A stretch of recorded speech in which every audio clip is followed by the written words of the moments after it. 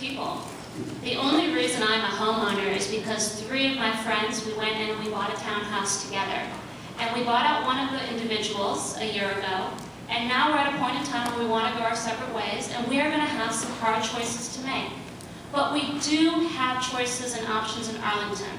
We're just not currently using them. The Middle Income Purchasing Assistance Program is something we can leverage. We have not funded the program in Arlington for 3 years. We also have zoning options as well. I am a member of the Lee Highway Alliance, along with 16 other civic associations. And our goal of the Lee Highway Alliance is to create middle-income housing down Lee Highway. So people like myself, so people like you, do have options to live affordably in Arlington. In our sorry. Hello, yeah. So, I'm an engineer, I should know how to operate a mic. So, in my conversations with a lot of young people, they've always said to me, Arlington is a stop for me as I go out to Prince William or Loudoun County. We spend some time here and we continue. Our generation is the foundation of our new economy. And so I think the Affordable Housing Master Plan has some creative ideas about accomplishing housing affordability for people in Arlington. But I think we have to be bolder and more creative.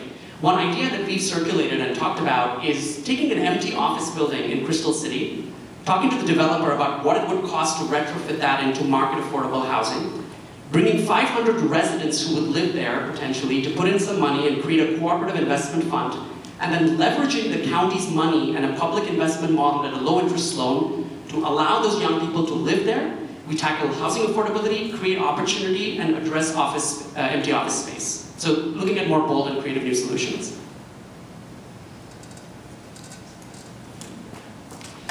Thank you. I served on the County Planning Commission for 9 years, and during that time I was a liaison to the Housing Commission for 3 years.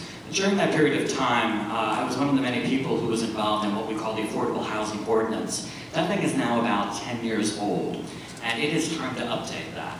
Basically, developers, in exchange for getting heightened density near the metro station, have to pay into a fund or do some set-asides of some apartments in the luxury buildings. That thing is not, we're not getting what we need out of that, okay? Building new properties here in Arlington, no one's losing any money on it. We should get more in terms of what we call progress and community benefits out of that, which we then turn around and use by loaning out to nonprofits. Because right now, because of the cost of land and the fact that it's Wall Street money that pays for everything, okay, for these deals, it's all about maximizing the profit. You have to take the profit incentive out of that by using the nonprofit model, which we have done successfully in other places, and we end up with 80-year committed affordable periods. I've been here long enough and done enough things in the community where I do know what the few tools we have and what will work and what won't work.